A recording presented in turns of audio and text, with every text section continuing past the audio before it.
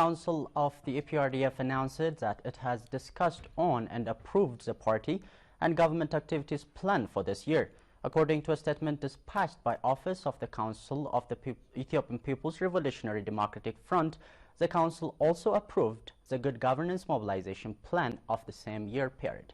Sarat Mohammud presents the full story.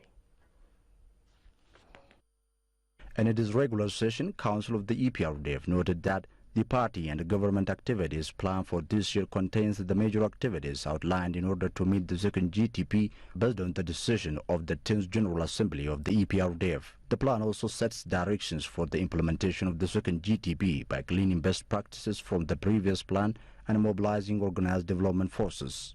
The Council has also put in place directions to expand the development force created in rural areas in natural resource development to all sectors of development. These directions will guide the realized watershed development and irrigation activities as well as other development endeavors in a qualitative, relatively balanced and sustainable manner in all parts of the country.